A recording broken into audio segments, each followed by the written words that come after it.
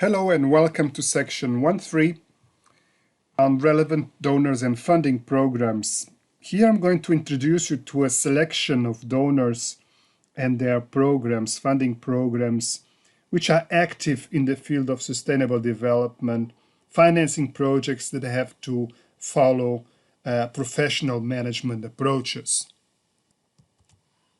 I would like to introduce you to the International Climate Initiative, ICI, from the German Ministry for the Environment, Nature Conservation and Nuclear Safety.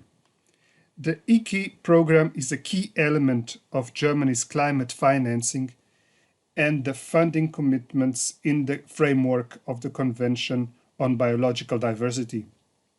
The initiative places a strong emphasis on climate change mitigation, adaptation, and the protection of biological diversity.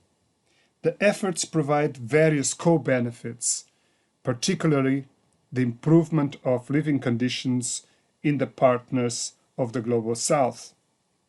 In the early years of the program, its financial resources came exclusively from the proceeds of auctioning allowances under the emissions trading scheme in the European Commission and mostly in Germany.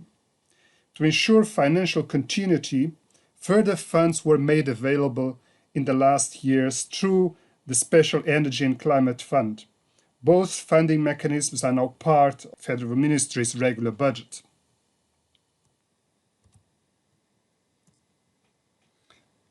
The main objective of the ICI program is to support the United Nations Framework Convention on Climate Change and also the Convention on Biological Diversity.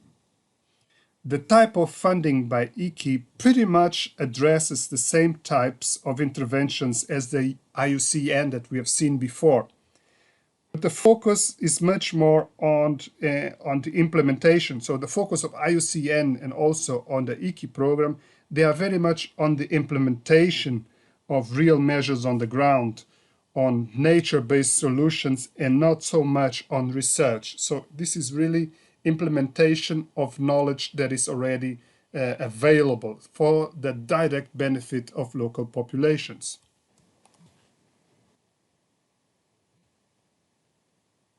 The UNFCCC objective is to stabilize the greenhouse gas concentrations in the atmosphere at a level that would prevent dangerous anthropogenic interference with the climate system. And this is what ICI is in fact supporting as well.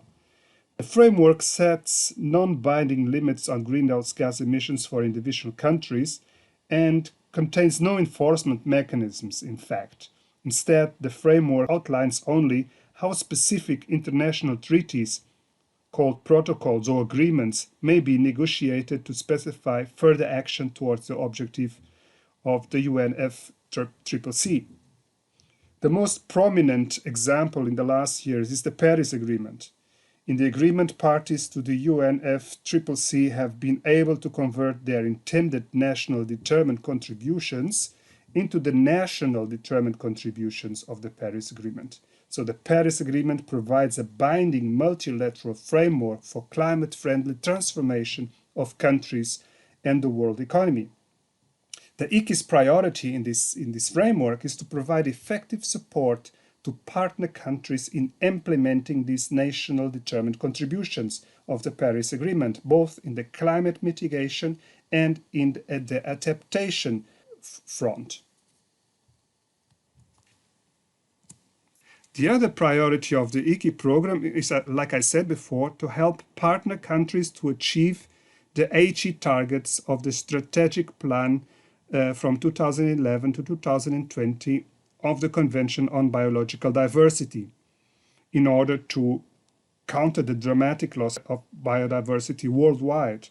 So support measures should be derived as far as possible from the national strategies on biodiversity conservation of the single countries, the so-called biodiversity strategies and action plans, and should promote their implementation. They should also complement existing programs or projects and other implementation activities at national, regional, and international level they have to do with biodiversity conservation.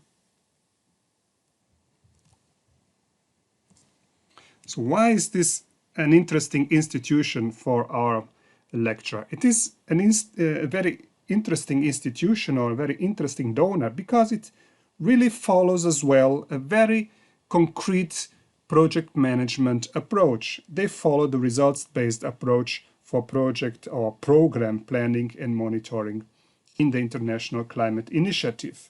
You can have more detailed look on all the documents of the ICI program under this link, and you can find a lot of publications, especially the guidelines that will give you a sharper knowledge and insight about results-based management of the ICI program.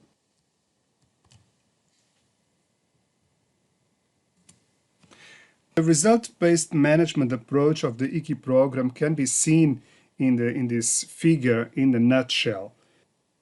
They call it the goal dimensions of ICI. As you can see, and once more, every agency has its different denominations for what we've called in this lecture the results framework of project management. So they call them the goals and goal dimensions of their ICI projects. The International Climate Initiative, ICI, supports basically projects that pursue the goal of greenhouse gas mitigation. These are the goals given there in the impact row above. Adaptation to the impacts of climate change, conservation and sustainable use of natural carbon sinks, and the issues with the REDD+ programs. And moreover, on conserving biological diversity. So this is the impact row that we were speaking about: emissions reduction, adaptation, and biological diversity. For contributing to these goals or impacts from ICI, the ICI program foresees that several outcomes need to be targeted so that these goals can be achieved or unfolded in the long term. Emission reductions, or the goal of emission reductions, can be achieved by the project, by the single projects or by the program as a whole, through both direct reductions of greenhouse gas emissions as well as through increasing the mitigative capacities of countries and regions. Direct reductions arise, for example, in projects that could be piloting the introduction of renewable energies and or the implementation of energy efficient measures, and also projects that aim at reducing deforestation or implement measures of afforestation. These projects would also be adequate for achieving the goal of emissions reductions. Another way of reducing emissions would be to increase the mitigative capacity of a country, which encompasses, for example, the development and adoption of renewable energy laws that drive the expansion and usage of renewable energies, for example. Regarding the goal of adaptation to climate change, adaptation can firstly be carried out by implementing measures, projects that implement measures for a direct reduction of vulnerability that lead to a greater degree of adaptation in certain sectors. For example, for the agricultural sector, by expanding, let's say, as an example, water storage capacities in regions affected by drought. And secondly, adaptation can be achieved by increasing the adaptive capacity of the population of certain groups. For example, increase their ability to develop and implement adaptation strategies themselves through capacity building. Examples include the provision and systematization of information about the impacts of climate change, or the use of such information to build risk management capacities, everything involving around the capacity building of populations and of decision makers at the regional or local levels. Regarding the goal of conservation of biological diversity, achieving this goal encompasses both projects designed to conserve biodiversity directly and also projects designed to build capacity for biodiversity conservation. Direct contributions to conserving biodiversity may involve, for example, the designation and effective management of protected areas. Indirect contributions can be those such as building capacity to conserve biodiversity. This may involve, for instance, the development of national biodiversity strategies. In general, the ICI goal dimension, conservation of biological diversity, puts emphasis on, first, the protection of biological diversity, second, the restoration of degraded ecosystems, and third, the sustainable use of biological resources. These outcomes are also distributed in what ICI calls action areas. So these are areas 1 and 3 for the goal of emission reductions, is area 2 for the adaptation, and is area 4 for the biological diversity. So there are different areas to which proponents can submit a project proposal for funding. The results framework of the ICI program for all its projects is based on the results-based management approach of the UNDP that we have seen at the beginning of this lecture. Here, the level 1 is the project's direct intervention level, where the activities and outputs are located, are produced by the project. This is the level of the project intervention. These activities and outputs are implemented and achieved directly by the project teams, and therefore their attainment can be controlled by the project to a very large extent. Important in this issue is that, and important for ICI, is that the project and the project activities and produced products should always be a joint effort together with partners and the target groups.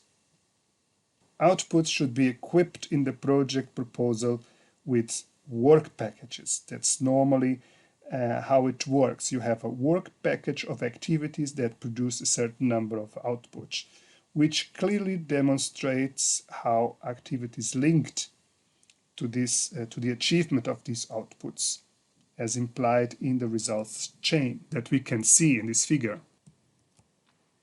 The outcome is located, or the outcomes are located on level 2.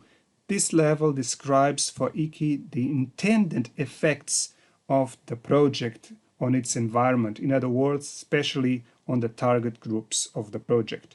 The outcome is therefore considerably affected by and achieved through the participation of target groups and intermediaries to the project.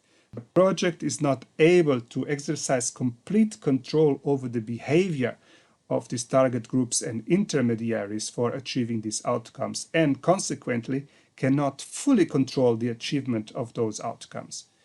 It can and it should, in fact, in the project proposal, plausibly demonstrate that the activities and the outputs, meaning the intervention of the project, the products, goods, services, sets of regulations, of standards produced by the project, that all outputs, they are really going to contribute to the attainment of the outcomes. So it should make clear that this is going to be achieved. So this is the theory that in the results-based management that the project should explain this missing middle, but most of the times this missing middle, how the products are going to unfold into outcomes, it's completely missing. So that's where theory of change will come in as an add-on to all these former project management approaches that didn't quite explain how the outcomes would unfold as a consequence of the project interventions.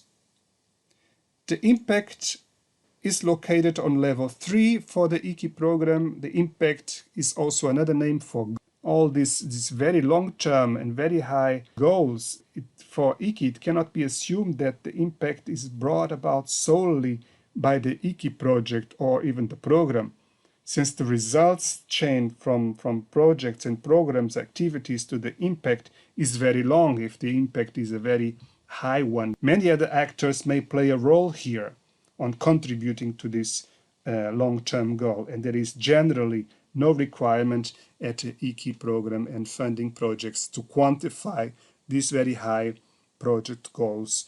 No need at the IKI program to equipment with indicators at this level.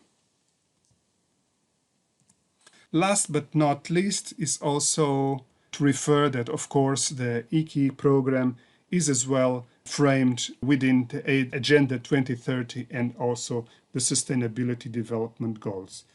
Please take a look at the IKI homepage and search for all the materials that are there and list this material. Please read these materials. It's a very interesting homepage, and you can see the different types of calls that they are having this year already. There are 3 or 4 different calls running at the moment.